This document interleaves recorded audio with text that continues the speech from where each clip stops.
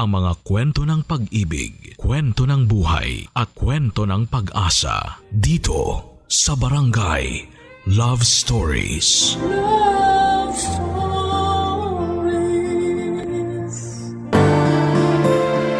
Kahit na nakakapagod magtaguyod ng pamilya sa panahon natin, palagi pa rin tayong nagkakaroon ng lakas upang hindi sumuko.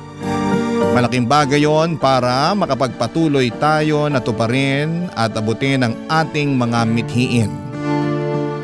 Ikaw, kabarangay, meron ka bang tanging hiling?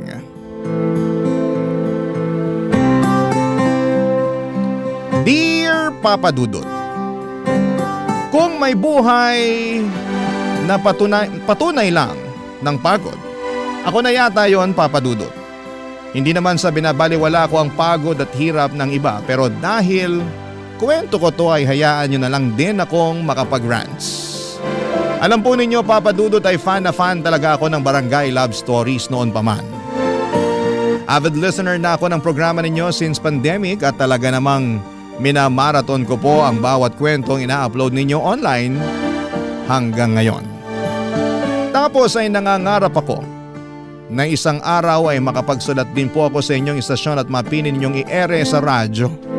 At eto na ngayon ang istorya ng buhay ko. Nga pala, tawagin niyo na lamang po ako sa pangalang Asmira. 37 years old, taga Maynila. Magsisimula ang kwento ko 10 taon na ang nakakalipas. Kayod, kabayo at kalabaw ako para maitaguyod ang lola at kapatid kong PWD. At may espesyal na pangangailangan.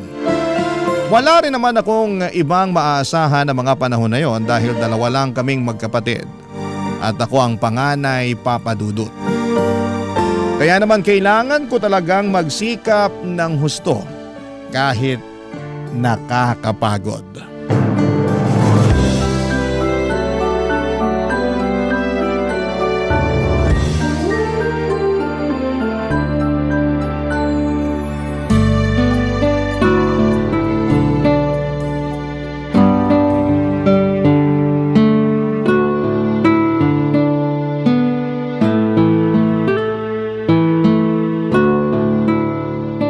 Naku, parang kukulangin yata ang sweldo ko. Asmira, bakit hindi ka pa natutulog? Anong oras na Tsaka ano pang ginagawa mo rito sa kusina? Umihi po ako eh. Tapos nakita ko na pumasok na yung sweldo namin sa savings account ko nung nag-check ako online. Talaga? Ang aga naman. Hindi ba bukas pa yung sweldo ninyo? Opo, pero maaga kapag ganitong tumatapat ng Sabado yung sweldo. Wala naman kasing pasok bukas. Ay, oo nga pala. Opo, kaya lang. Kaya lang ano? Ang laki pala ng kaltas ngayong cut-off dahil nag-loan ako. Kaya maliit lang yung sweldo ko. Nagbago pa naman yung bayaran ng kuryente. Sumakto ngayong linggo pa talaga yung due date.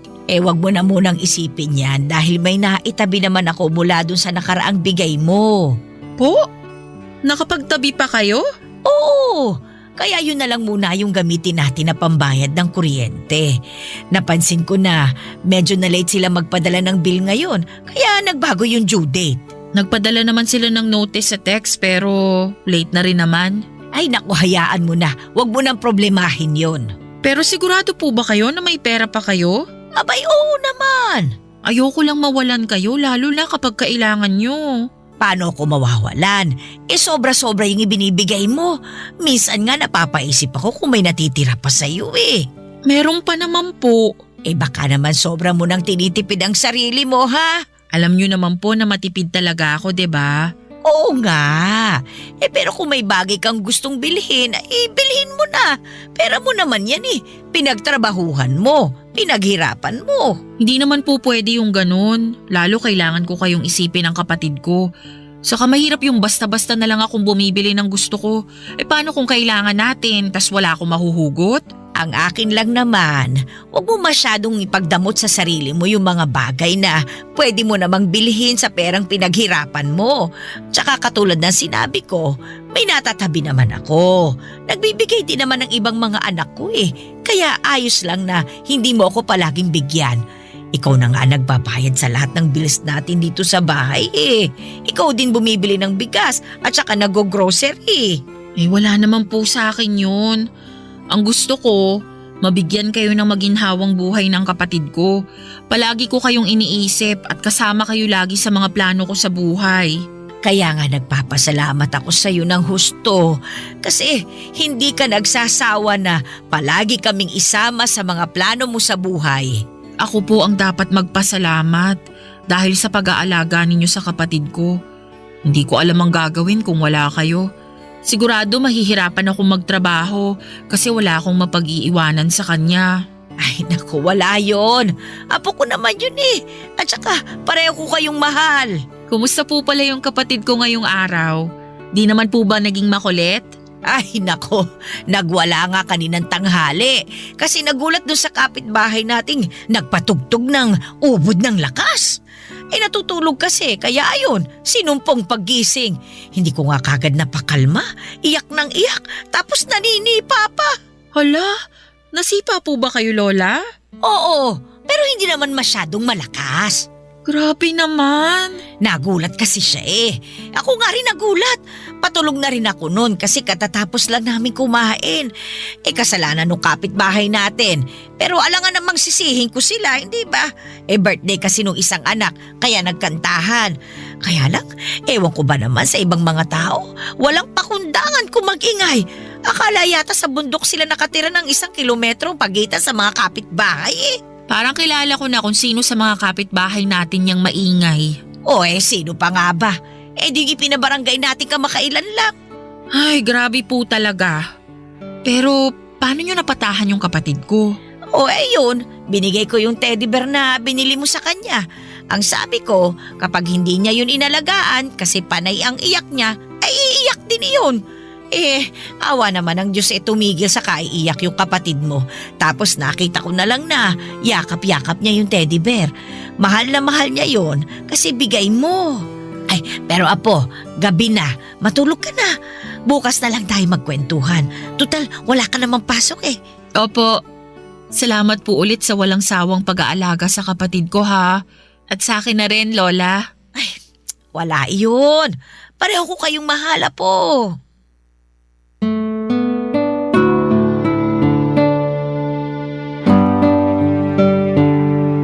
Papadudot maswerte kami dahil meron kaming lola na mabait at maalalahanin. Siya na ang tumayong nanay sa aming magkapatid noong naulila kami. Wala na kami mga magulang, parehong namatay sa sakit noong 16 years old pa lamang ako. Bale, pinaluwas kami ng lola namin na taga Maynila mula sa Abra para tumira kasama niya. Nanay siya ng mama namin na sinusuportahan na lamang ng iba niyang mga anak.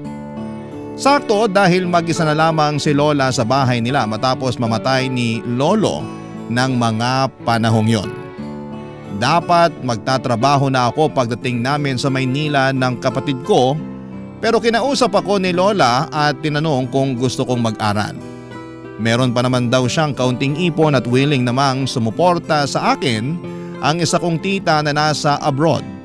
Kaya naman sinunggaban ko na ang opportunity at kumuha ako ng kursong may kinalaman sa business na natapos ko naman. Fast forward, meron akong long-time boyfriend na mga panahong yon.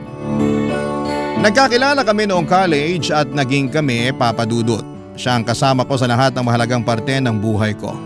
Legal din kami sa mga pamilya namin at masasabi ko na siya talaga ang lalaking gusto kong pakasalan at makasamang bumuo ng pamilya. Kaya lang 2 beses na siyang nag-propose sa akin. Una ay noong 25th birthday ko at yung sumunod ay noong Valentine's Day ng 2014 papadudot.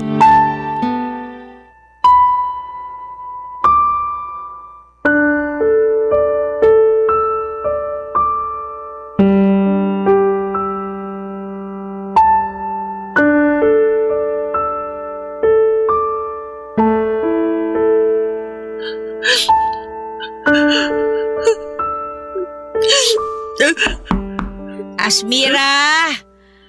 Pwede ba akong pumasok? Opo, bukas po yung pinto. Ikaw pala yung naririnig kong umiiyak pagdaan ko sa pinto ng kwarto mo.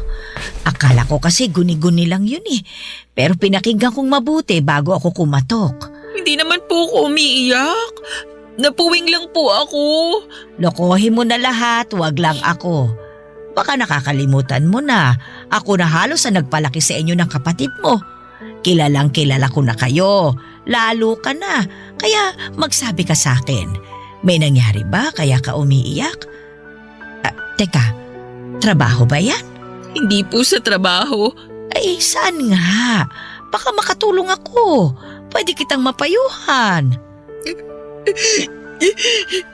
Salamat po, La. Pero hindi ko na talaga alam yung gagawin. Ay, naku naman. Sabihin mo na sa akin. Para naman alam ko. Kinakabahan ako sa iyo eh. Kalma lang po kayo. Paano ba akong kakalma? Lola mo ako. Sorry po. Nahihiya lang kasi ako sa inyo. O siya. Ano ba kasi yun? Apo, sabihin mo na sa akin. Tungkol po sa amin ng boyfriend ko. Oh, anong nangyari sa inyo? Nakipaghiwalay na po ako sa kanya. Ha? Anong sabi mo? Ang tagal-tagal nyo na, hindi ba? Opo. Pero tingin ko, kailangan na namin maghiwalay. Dahil hindi ko naman kayang ibigay yung kasal na gusto niya. Di ba? 2 beses na siyang nag-propose sa akin. Oo nga, naikwento mo nga sa akin yun. Kailan ka nga niya ulit niyaya? Nung birthday ko sa Valentine's Day last year. Pero ang sabi mo, ayos lang naman sa kanya, hindi ba? Opo. Kaya lang nagigilty ako noon. Alam ko na gustong-gusto na niyang magpakasal kami kasi yun na lang talaga ang kulang eh. Pangarap niya na magkaanak na kami at bumuo ng pamilya. Pero ako po yung hindi pa handa. Paanong hindi pa handa? Nasa tamang edad ka na naman para mag-asawa. Ayoko pa pong magpakasal kami kasi mahahati yung atensyon ko sa pag-aalaga at pagtataguyod sa inyo ng kapatid ko. Ayaw pa naman niyang tumira kami rito pag nagpakasal kami kasi gusto niya doon na raw sa bahay na iririgalo sa kanya ng parents niya. Kinausap ko siya na hindi pa ako handa. Sabi niya naiintindihan niya, lalo na alam naman niya ang sitwasyon natin. Saka kilala niya kayo ng kapatid ko, kaya tiwala akong maiintindihan niya. Kaya lang kanina, inopen niya uli yung naiinggit siya sa katrabaho niya na may anak na raw at nakaschedule na yung binyag. Sakto, kinuha siyang ninong. Tapos tinanong niya kung hanggang kailan ba daw siya maghihintay na maging handa ako para magpakasal sa kanya. Hindi ko siya nasagot. Tapos doon na kami nagtalo. Marami siyang sinabing masakit sa akin. Pinapili niya pa ako kung kayo ng kapatid ko o siya. Siyempre mas pinili ko kayo. Kaya nakipaghiwalay na lang ako sa kanya. Ay, grabe naman yung pinapili ka niya. Pero apo, pasensya ka na rin ha. Kasi pakiramdam ko kasalanan namin ng kapatid mo kung bakit hindi ka pa makapag-asawa. Masyado ka kasing nakatali sa amin at sa mga responsibilidad mo sa pamilya natin. Wala po kayong kasalanan. Pinili ko kayo kasi pamilya ko kayo at mahal ko kayo. Nalulungkot lang ako dahil akala ko naiintindihan niya ako. Ang tagal na namin pero hindi pa rin pala. Sa bagay, hindi ko rin naman siya pwedeng paghintayin ng matagal. Lalo wala pang kasiguraduhan kung kailan ako magiging handa. Mas priority ko kasi talaga kayo ng kapatid ko. Salamat, apo. Pero nakakapanghinayang lang talaga yung tagal ng relasyon ninyo. Mabait naman yung batang yun. Akala ko ngayon siya na talaga ang mapapangasawa mo. Ako rin naman po. Pero siguro ganun talaga. Kailangan ko na lang mag-move on. At least Hindi na siya maiinip sa paghihintay sa akin. Ay, kaya nga lang. Hindi ko pa rin talaga mapigilang hindi malungkot. Kung nalulungkot kayo kasi mas pinili ko kayo ng kapatid ko kaysa sa kanya, wag na po. Sinasabi ko sa inyo na sa ngayon, hindi ko talaga priority ang pag-aasawa. Saka Lola, kung talagang mahal ka, hindi ka pa pipiliin, di ba? Kaya naisip ko na, baka sayang na nga yun para maghiwalay kami. Oo, mahal ko pa rin siya. Pero hindi sapat yung pagmamahal na yun para manatili pa kami sa relasyon. Hayaan nyo na, makaka-move on din naman po ako.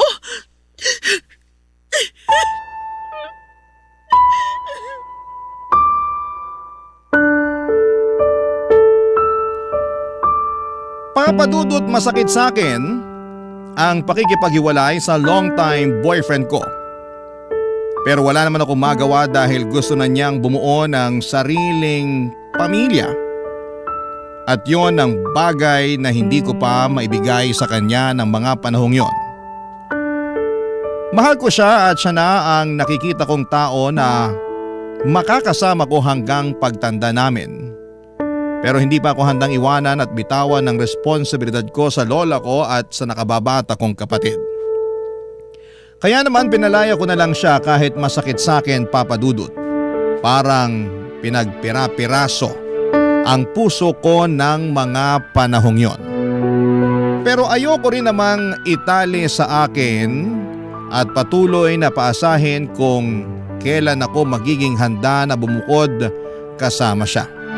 Sobrang lungkot ko lamang noon pero umasa ako at nananalig sa Diyos na kung pagkakalooban niya ako ng panibagong tao na mamahalin ay sana'y matanggap nito ang responsibilidad na hindi ko mabitawan sa aking pamilya, Papa Dudut. Barangay Love Stories. Barangay Love Stories. Papa Dudut, alam ng Diyos na gusto kong makapag-asawa at magkaanak. Pangarap ko na yon simula nagdalaga ako at yung bang balang araw ay makakakilala ako ng isang lalaki na mamahalin ako at pakakasalan. Kahit na hindi masyadong mayaman pero masipag, mapagmahal at mabuting padre de pamilya, ay ayos na po sa akin. Kaya lang dahil sa paghihiwalay namin ng long-time boyfriend ko, aminado akong nagduda ako sa aking sarili kung may chance ba akong makapag-asawa at matupad ang pangarap kong magkapamilya. Pero 6 na buwan pagkalipas ng breakup namin ng ex ko ay meron akong nakilalang lalaki online. Nag-click kami at hindi nagtagal ay nagkita ng personal. Call center agent siya na nagtatrabaho sa Ortigas, Papa Dudut. Guwapo at katulad kong single na naghahanap ng bagong pag-ibig. Pagkatapos ng una naming pagkikita, sinabi niya sa akin na gusto niya akong ligawan. Bagay na pinayagan ko naman. 1 buwan na niya akong nililigawan nang magdesisyon akong isama siya sa bahay namin para ipakilala sa lola at kapatid ko. Okay naman yung naging pagkikita nila, kaya lang makalipas ang 1 araw ay mayroon pong nangyari, Papa Dudut.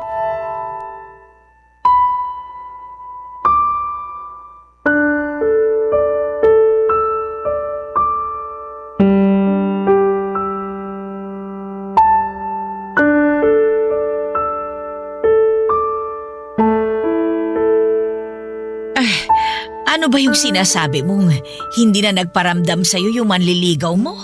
Wala na po eh. Hindi na po siya nagre-reply sa mga text ko. Cannot be reached na rin po yung number niya. Bakit naman niya ginawa sa'yo yun? Baka ayaw na niya sa akin kaya ganun. Ha? Aayawan ka niya? Ang saya-saya niyo pa nung nakaraan na. Sinama mo pa nga siya rito para ipakilala sa amin ng kapatid mo. Kaya nga po Pero akala ko okay lang ang lahat, kaya lang mukhang mali ako. Ano ba sa tingin mo yung problema? Yung totoo po? Oo. Tingin ko nagbago yung isip niya na ituloy yung panliligaw sa akin matapos ko siyang dalhin dito sa bahay. Naisip ko na hindi pa siya handa sakaling maging kami, tapos mas priority ko kayo ng kapatid ko. Sobra naman yun. Akala ko pa naman masaya siya nung nagpunta rito sa atin. Panay pa nga ang kwentuhan namin ng mga nakakatawang karanasan niya nung nagbakasyon sila ng pamilya niya sa Bohol. Sabi ko kasi, pangarap ko makapunta doon, tapos gaganyanin ka lang niya. Hindi pa naman po ako sigurado kasi bigla na lang siyang nawala. Sa lagay para pala siyang multo. Ganun na nga po. Ay, nakakainis naman yung batang yun. Pero feeling ko nagulat din siya sa kapatid ko nun. Bakit? Hindi ba niya alam na may kapatid kang may espesyal na pangangailangan? Alam naman po kasi kinukwento ko naman sa kanya. Kaya lang, iba pa rin po pag personal na. Akala ko pa naman ni seryoso siya sa'yo. Na siya na yung susunod mo magiging boyfriend. Ay, ang buhay talaga, oo. May mga tao talaga na sa salita lang magaling. Yun nga la Wala naman siyang sinabi sa akin na ayaw niya na pala. Sa lagay, huhulaan ko pa pala. Sakit nun Patunay lang yan na hindi siya ang lalaki para sa'yo. Kaya lang nahulog na po ako sa kanya. Kahit paano naging masaya ako sa isang buwan naming pag-uusap. Naramdaman ko na mahalaga ako sa kanya nung niligawan niya ako. Ganyan naman talaga ang mga lalaki Ipaparamdam nila sa iyo na mahalaga ka sa kanila hanggang makuha nila yung matamis mong oo. Pero hindi lahat nananatiling ganun yung trato sa iyo pag nagtagal. Ang iba sa kanila nagbabago kasi nagiging kampante na dahil nakuha ka na nila. Dapat sa mga ganyang lalaki hindi iniiyakan ng matagal. Mga bahagang buntot. Parang nawawala na po ako ng pag-asa na makakakilala ng lalaking seryoso sa akin. Naniniwala naman ako na merong darating. Pagod na rin po kasi akong maghanap. Huwag ka na munang maghanap, Apo. Hayaan mo lang na ang kapalaran ang kumilos. Naniniwala ako na kung para sa iyo ibibigay sa iyo. Tingnan mo nga kami ng lolo mo nung nabubuhay pa siya. Hindi ko yan gusto. Ayaw ko nga dyan kasi nuknukan ng yabang. Yung pala siya yung lalaking nakatadhana na mapangasawa ko. Sa tinagal-tagal ng panahon, nakita ko na hindi naman pala mayabang ang lolo mong yun. Mabait siya, mapagmahal at maalalahanin. Hindi nga lang kagwapuhan pero pwede na. Lola naman Nagsasabi lang naman ako ng totoo. Sige po kayo, baka biglang magmulto si Lolo. Sabi niyo nun, gustong-gusto niya palagi na sinasabihan ng gwapo. Ay siya lang ba? Akala ko lahat ng mga lalaki gwapong-gwapo sa sarili. Grabe kayo. Biro lang. Tsaka biro lang din naman yung hindi kagwapuhan yung lolo mo. Kasi para sa akin, siya na yung pinakagwapo sa lahat. Totoo rin naman po. Kaya nga, nalungkot din talaga ako nung namatay siya Pero mabuti na lamang at dumating kayo ng kapatid mo sa buhay ko. Sabi ko nga sa sarili ko, hindi pa rin ako hahayaan ng Panginoon na maging mag-isa. Hindi po kayo mag-iisa hanggat nandito ako at ang kapatid ko. Pangako ko po yan, La. Pero hindi naman kita pinagbabawalang mag-asawa, ha? Hindi ka na rin naman bumabata. Ilang taong ka na nga ba? Ay, wala pong tanungan ng edad.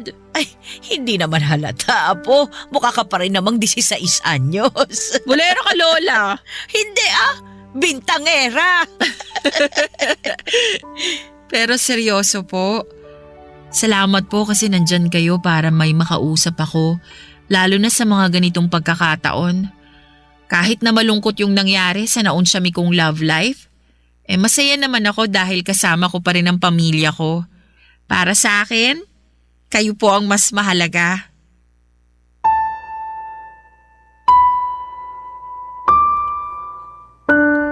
Papadudod doon ko na pagtagpi-tagpi ang lahat. Na baka kaya ako ginost nang nanliligaw sa akin ay dahil nakita niya ang sitwasyon ng kapatid ko at natakot siya sa responsibilidad na kaakibat ng pakikipagrelasyon sa akin. Noong gabi kasi na dinala ko siya sa bahay upang ipakilala kina Lola ay nagtantrums ang kapatid ko. Umiyak ito at nagwala at hindi siya mapatahan ni Lola. Buti na lamang at dumating kami ng mga panahong yon at ako lang ang nakapagpakalma sa kapatid ko. Sa totoo lang, abot langit ang hiya ko noon sa aking manliligaw. Kasi kahit na hindi niya sabihin ay kita ko sa ekspresyon ng mukha niya na nagulat siya ng gusto. Nandun rin yung takot dahil baka noon lang din siya nakaengkwentro ng ganong senaryo. Pero una pa lang naman ay sinabihan ko na siya na meron akong kapatid na may espesyal na pangangailangan. Okay lang siya ng okay noon. Naniwala at nagtiwala ako na maiintindihan niya ang sitwasyon ko pero doon ako nagkamali. At kahit na hindi pa nagiging kami ay nasaktan pa rin po ako. Plano ko pa naman na sagutin na siya kinabukasan. Pero may kasabihan nga na rejection is God's redirection. Ang ibig sabihin ay may mga bagay na hindi nangyayari dahil merong magandang plano ang Diyos para sa atin. Lumipas ang 5 buwan, nakilala ko si David. Bagong salta lang siya noon sa pinagtatrabahuhan ko. Pinalitan niya ang dati naming supervisor na paalis na ng panahong yon. Hindi ko naman siya boss, bali magkaibang department kami pero lagi kami nagkikita at nagkakasama sa mga management meeting, Papa Dudut. Naging close kami. At hindi nagtagal ay niyaya niya akong lumabas upang makipag-date, Papa Dudut.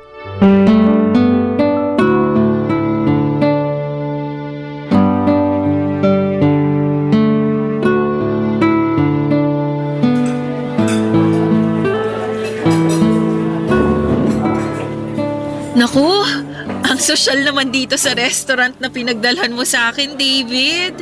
Di ba, sabi ko gusto kita i-date? Siyempre, naghanap talaga ako ng magandang restaurant na pwede kong pagdalhan sa'yo. Seryoso ka pala talaga sa sinabi mo na gusto mong mag-date tayo? Oo naman. Pareho naman tayong single. Kumbaga, walang sabit. Saka, hindi naman kita yayain kung wala akong dahilan. Anong dahilan? Alam ko na hindi pa matagal simula nung nagkakilala tayo. Pero napalapit ka na sa akin. Yung totoo, nagustuhan na kita nung unang araw pa lang na nakita kita. Maraming bagay yung hinangaan ko sa'yo, lalo na sa pagiging profesional at magaling mo sa trabaho natin. Napaka-passionate mo sa mga bagay na ginagawa mo. Simula nun, lalo ko napatunayan sa sarili ko na hindi lang pala kita basta gusto. Mahal na kita, Asmira. Ha? Kaya nga kita niyaya makipag-date para formal na hingin yung permiso mo na manligaw ako sa'yo. Pero, David, Pero ano? hindi pa ako handang magpaligaw. Ah, ganun ba? Oo, sorry, pero ano kasi, yung totoo, gusto na rin naman kita. Kaya lang natatakot ako na baka pag nakilala mo na ako ng husto, ayawan mo na lang ako bigla sa dulo. Anong ibig mo sabihin? Dediretsuhin na kita ah. Hindi pa ako ulit handang magpaligaw kasi priority ko ang pamilya ko. Pero hindi ko naman pinagbabawalan yung sarili ko na ma-in love. Kaya lang, nandun pa rin yung takot na baka pag napalapit na ako sa'yo ng husto, iwan mo rin ako katulad ng ginawa sa akin ng long-time boyfriend ko. At nung naunang manligaw sa'yo, iniwan nila ako kasi hindi nila matanggap yung responsibilidad ko sa lola at kapatid ko na may special needs. May kapatid ka na may special needs? Meron. Pwede ko bang malaman kung anong kondisyon niya? May cerebral palsy siya simula pagkabata at ako na yung nag-alaga sa kanya. Nung namatay ang mga magulang namin, tumira kami sa lola namin na taga Maynila. Siya ang nagbabantay sa kapatid ko tuwing nasa trabaho ako. Kaya nga malaki ang pasasalamat at utang na loob ko sa kanya. Kaso tumatanda na siya, humihina na ang katawan niya. At natatakot ako na baka isang araw, hindi na niya kayanin na alagaan ang kapatid ko. Kaya nga nung hiniwalayan ako ng ex ko at ginost ng manliligaw ko, na-realize ko na saka na lang ako papasok sa relasyon. Unfair din naman kasi nabigyan ko sila ng responsibilidad sa pamilya na hindi ko mabitawan. Kaya sorry talaga kung hindi ko matatanggap yung panliligaw mo. Ngayon, mas naiintindihan ko na yung pinanggagalingan mo. Mahirap magkaroon ng responsibilidad na ganyan kabigat. Oo, pero hindi naman ako nagrereklamo kasi mahal ko yung kapatid at lola ko. Sa totoo lang, inspirasyon ko yung kapatid ko kung bakit ako nagsisikap sa buhay. Gusto kong magtrabaho ng magtrabaho para may pampagamot ako sa kanya. Gusto ko rin mag-ipon ng pera para pagdating ng araw, hindi kami mahirapan ni Lola sa pag-aalaga sa kanya. Plano ko kasing kumuha ng private nurse na titingin sa kanila ni Lola. Naniniwala ako na matutupad mo ang mga pangarap mo. Ngayon pa lang, sobra mo na ako napabilib. Salamat, David. Pasensya ka na ulit kung nireject kita, ha? Ayos lang naman. At least, naging honest ka kaya magiging honest ulit ako sa'yo. Ano yun? Anong ibig mong sabihin? Hindi nawala yung nararamdaman ko para sa'yo. Dahil sa mga sinabi mo sa akin, mas lalo lang kitang minahal. Alam ko na hindi ka pa handa na tumanggap ng bagong pag-ibig sa ngayon. Pero handa naman ako maghintay na dumating yung araw na yon. Pero baka mapagod ka. Saka ayoko naman na sa akin lang umiikot ang mundo mo. Lalo kung pwede ka naman makipag-date at manligaw ng ibang babae. Malay mo, sila pala ang totoong para sa'yo at hindi ako. Papa Dudut, maaga pa lamang ay sinabi ko na kay David na meron akong kapatid na may special needs. At medyo challenging itong i-handle lalo na tumatanda na rin ang lola namin. Isa yon sa dahilan kung bakit hindi pa ako handang mag-asawa. Kapag bumukod na kasi ako at bumuo ng sariling pamilya kasama ang asawa ko, ay maiiwan ang kapatid ko sa lola namin. Naging open ako kay David tungkol sa estado at disposisyon ko para hindi na siya umasa na maibabalik ko ang pagmamahal niya. Sa totoo lang, nalungkot ako, Papa Dudut, dahil napalapit na rin sa akin si David. Mabait kasi siya, masayang kasama at gentleman. Kaya lang, ayoko namang hayaan ang sarili ko na mahulog sa kanya ng husto. Tapos sa dulo ay iiwanan niya lamang ako katulad ng ginawa sa akin ng ex-boyfriend ko at manliligaw ko noon. Papa Dudut, ayoko na ulit masaktan. Kaya naman nag-focus na lamang ako sa pagtataguyod ng aking sarili at ng aking pamilya. Sila ang mahal ko at sa kanila ako dapat na mag-focus, Papa Dudut. Barangay Love Stories. Barangay Love Stories. Papa Dudut, Valentine's Day ng 2016 ang dalhan ako ni David ng isang malaking bouquet ng red roses. Gulat na gulat ako dahil wala naman akong inaasahan sa kanya ng mga panahong yon. Nagkasundo na lamang kasi kami na maging magkaibigan lalo na at hindi pa ako handang magkaroon ng panibagong karelasyon. Tinanggap ko na lamang na baka hindi na ako makapag-asawa pero pinangako ko naman sa sarili ko na bibigyan ko ng maganda at komportabling buhay ang lola at kapatid ko. In fact, pinag-iisipan ko na nga na mag-abroad noon. Kaya lang nagbago ang lahat matapos akong bigyan ni David ng mga bulaklak. Sa sulat na kasama noon, nakasaad na gusto niya akong makadate. Pumayag ako at kinagabihan ay pumunta kami sa isang restaurant sa Quezon City na noong ko lang napuntahan sa tanang buhay ko. Pagkaupo namin sa pinareserve niyang mesa ay nag-thank you sa akin si David dahil pumayag ako makipag-date sa kanya. Sa isip ko ay date lang naman, wala namang masama doon. Pero alam ko naman na niloloko ko lang ang sarili ko na higit pa talaga sa pagkakaibigan ng nararamdaman ng dalawang tao na lumalabas during Valentine's Day. Pero hinayaan ko na lang at in-enjoy ang bawat sandali. At bago niya ako ihatid sa amin ay sinabi niya na hindi niya raw ako kayang maging kaibigan lang. Na naintindihan niya ang responsibilidad ko sa pamilya ko at handa siyang tulungan ako lalo na sa pag-aalaga sa aking kapatid. Kung hindi niyo na itatanong, may pamangkin si David na meron ding espesyal na pangangailangan. Anak yon ang kaisa-isa niyang ate at siya ang nag-alaga rito simula pagkabata. Kaya naman pamilyar si David sa pag-handle sa mga ganong klase ng sitwasyon. Pero hindi pa rin ako kumbinsido kaya pinapunta ko siya sa bahay kinabukasan upang ipakilala sa lola at kapatid ko. At doon ko nakita na nagsasabi siya ng totoo dahil bukod sa akin ay siya lang ang nakapagpaamo sa kapatid ko noong sinumpong ito at ayaw tumigil sa pag-iyak. Kung hindi naman sinusumpong ang kapatid ko ay magkasundo sila ni David, Papa Dudut. Unti-unti ay lalo akong nahulog sa kanya hanggang sa pumayag na akong magpaligaw. 1.5 buwan ang nagdaan nang sagutin ko si David.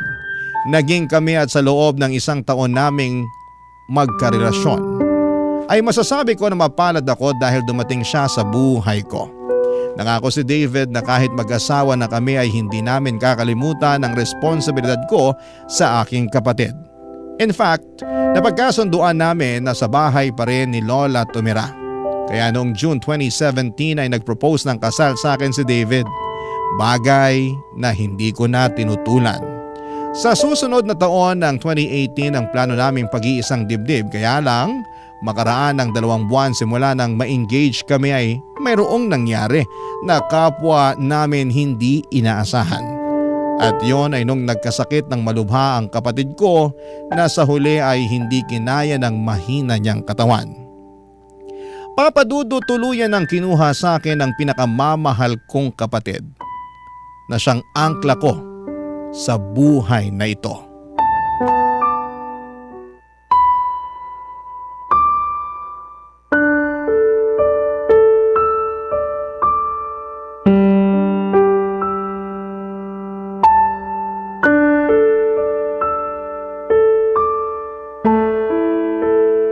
Asmira, ilang araw ka na hindi kumakain. Baka mapano ka na niyan. Okay lang na mapano ako. Para mamatay na rin ako katulad ng kapatid ko. Huwag mo naman sabihin yan.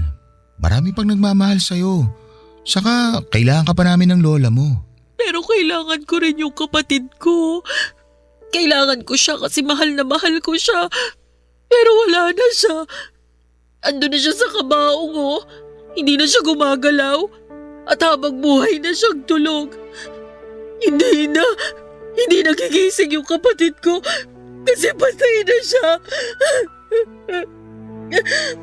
Bakit kailangan niya agad mawala?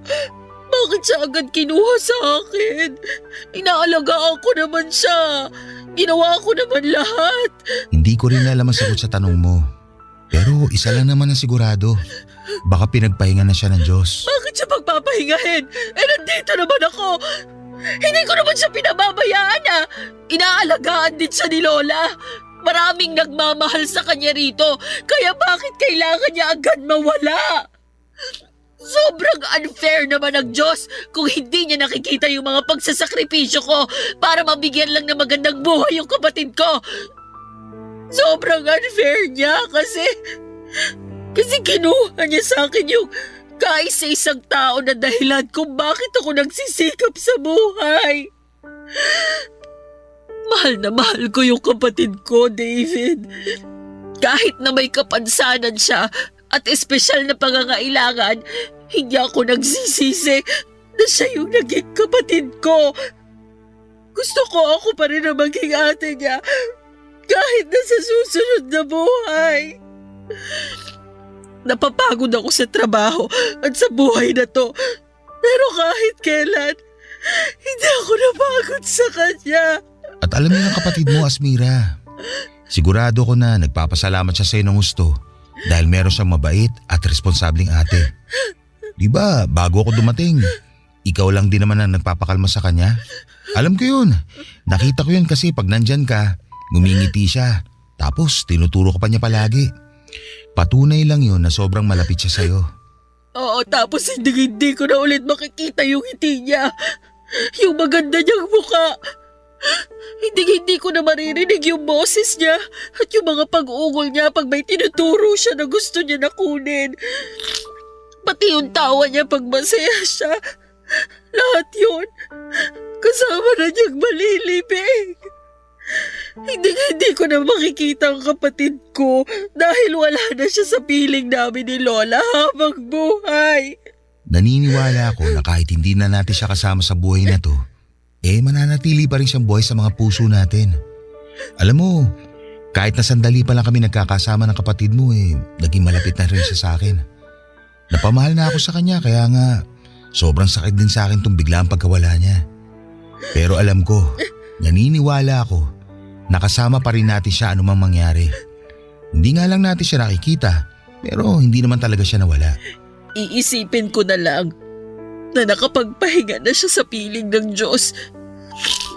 Na wala siyang sakit na nararamdaman at nararanasan para kahit paano mapanatag ako at mabigyan ng konting peace of mind sa pagkawala niya.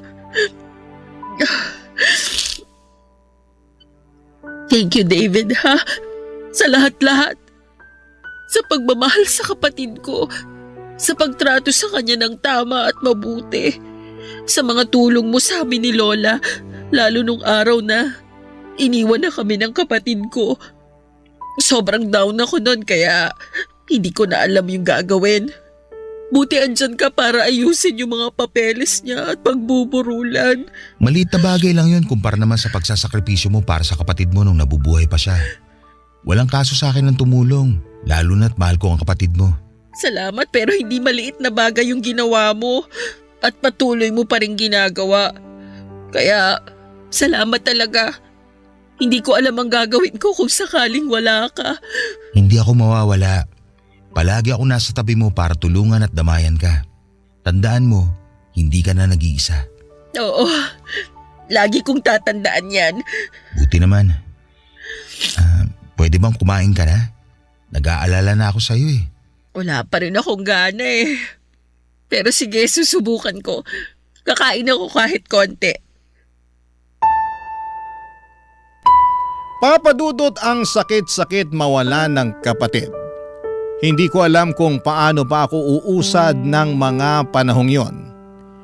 Masyado rin kasing mabilis sa mga pangyayari at nagkaroon siya ng pulmonya at nagkaroon ng komplikasyon.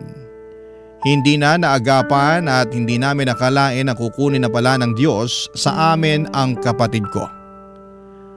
Matagal na namang mahina ang katawan niya kaya mabilis siyang magkasakit, Papa Dudut. Pero naaagapan namin yon kaya gumagaling siya. Kaso sinabi na rin ng doktor na kusa nang bumigay ang katawan ng kapatid ko at wala na akong nagawa nung agawin siya ng kamatayan. Pakiramdam ko po noon ay gusto ko na rin mamatay lalo't wala na ang angkla ko. Sa totoo lang, kahit minsan ay nakakaramdam ako ng pagod sa pag-aalaga at pagtataguyod sa kapatid ko ay mahal na mahal ko pa rin siya. Siya ang inspirasyon ko at dahilan para magpatuloy sa buhay. At nung nawala siya, pakiramdam ko ay nawala na ako ng direksyon sa buhay at pag-asa na makakausad pa. Pero buti na lamang at nandyan sina Lola at David. Naging sandalan ko sila sa oras na nangihina ko gawa ng pagkamatay ng kapatid ko. At kapag gusto ko nang bumigay, yung pagmamahal ni David ang nagsisilbi kong lakas, Papa Dudut. Sa pagpapatuloy ng aming relasyon ay natuloy pa rin ang kasal namin ni David noong 2018 at tumira kami sa bahay ni Lola at nangako na aalagaan siya. Hindi nagtagal ay nabuntis ako. Masayang masaya kami ni David dahil magiging magulang na kami. Kapwa excited kami at kabado na rin, kaya lang habang ipinagbubuntis ko ang panganay namin ay muli kaming sinubok ng kapalaran.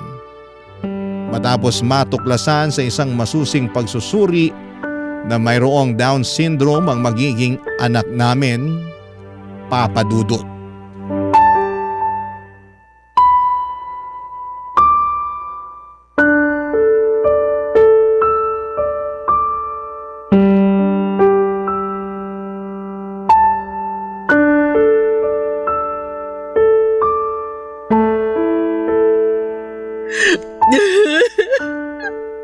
Han, paano?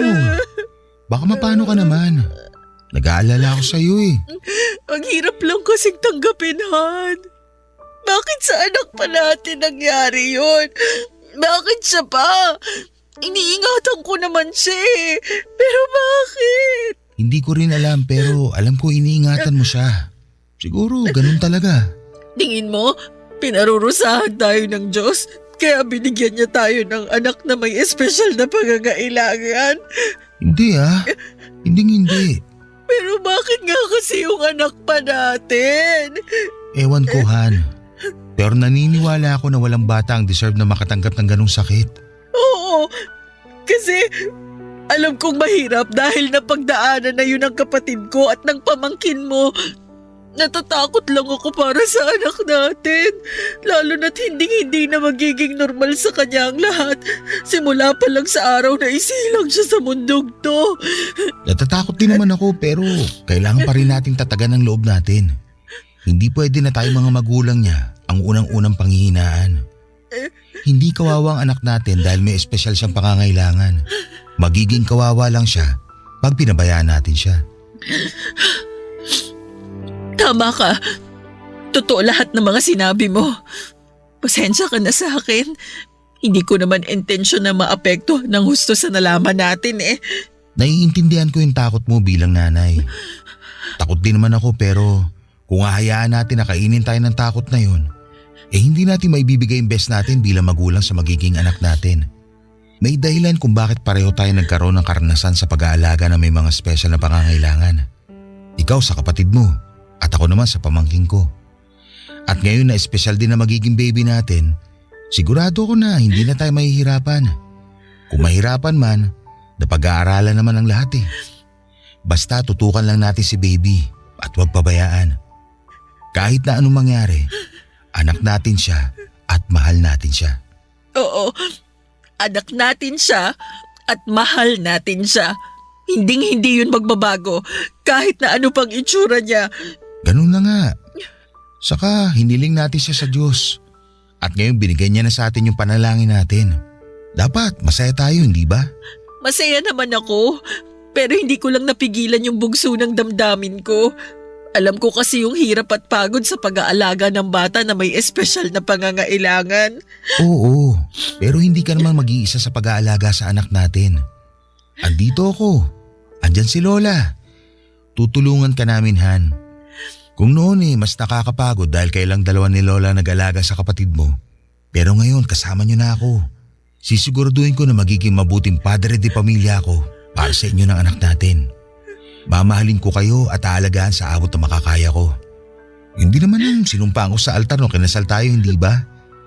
Naniniwala ako na hindi tayo bibigyan ng Diyos ng pagsubok na hindi natin malalagpasan. Magtiwala lang tayo at maniwala na magiging maayos ang lahat. Salamat, kasi gumaan ng husto yung loob ko. Sobrang bigat kasi ng pakiramdam ko nung sinabi ng OB natin yung kondisyon ng magiging anak natin. Bumigat din naman yung pakiramdam ko. Nalungkot ako at napatanong sa Diyos. Pero habang nasa biyahe tayo kanina, narealize ko na mas kailangan tayo ng anak natin kaysa habang buhay na isipin kung bakit sa dinami-rami ng mga masamang tao sa mundo, siya pa talaga yung binigyan ng ganong sakit. Kaya unti-unti tinanggap ko na espesyal na ang anak natin simula pa lang. Alam mo ba, nung sinabi mo sa akin na buntis ka, mas lalo lang siya naging espesyal para sa akin. Kaya hindi na importante magiging kalagayan niya paglabas niya sa sinapupunan mo. Basta, kahit na anong mangyari, hindi ko kayo pababayaan ng anak natin. Kahit na wala pa yung anak natin, hindi mo naman kami pinabayaan ni Lola. Thankful kami kasi dumating ka sa buhay namin. Thankful ako lalo dahil naging asawa kita. Salamat talaga, Han. Walang anuman yun. Thankful din naman ako kasi naging asawa kita. Kaya huwag ka na masyado malungkot ha. Kakayanin natin to. Kakayanin natin. Basta magkasama tayo.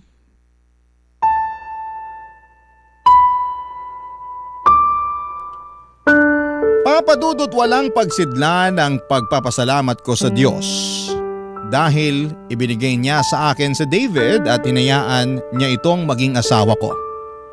Napakapalad ko sa kanya dahil hindi lang siya mabuting asawa kundi responsable ding padre di pamilya. Dahil nandyan siya ay mas gumaan ang lahat sa akin. At alam ko na wala akong hindi kakayanin dahil nasa tabi ko lamang ang lalaking pinakamamahal ko. Totoo nga ang sinabi ni Lola na kusang darating ang tao na para sa iyo pag hinayaan mong gumawa ng paraan ng kapalaran. Tungkol naman sa baby namin, pinanganak namin siyang may Down syndrome. Pero kahit na may espesyal siyang pangangailangan ay malusog ang anak namin. At simula pa lang noong araw na isinilang ko siya ay marami na ang nagmahal sa kanya. Sa kasalukuyan, kami ni Lola ang magkatuwang sa pag-aalaga sa anak namin ni David habang nasa abroad ang mister ko. Noong 2022 kasi ay nabigyan siya ng opportunity na makapag-ibang bansa. Ako naman ay nag-work from home sa gabi bilang virtual assistant. Nakakapagod magtaguyod ng anak na may espesyal na pangangailangan pero kahit kailan. Hindi po ako napagod na maging nanay niya. Para sa akin, biyaya siya ng Diyos. Katulad ng kapatid ko na espesyal din sa puso ko. Maraming salamat po sa inyo Papa Dudut sakaling mapili po ninyong i-area ang sulat ko at sana'y kinapulutan po ito ng aral at inspirasyon ng mga kabarangay natin. God bless and more power sa Barangay Love Stories. Number 1 po kayo sa aking puso. Ang inyong forever kapuso at kabarangay, Asmira. Barangay Love Stories. Barangay Love Stories. Anong say mo sa Barangay Love Stories na ito? Pagkwentuhan natin sa comment section yan. Nagustuhan ng iyong napakinggan? Ituloy yan via live stream sa www.gmanetwork.com/radio.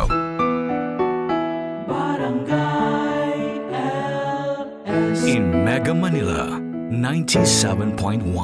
Forever.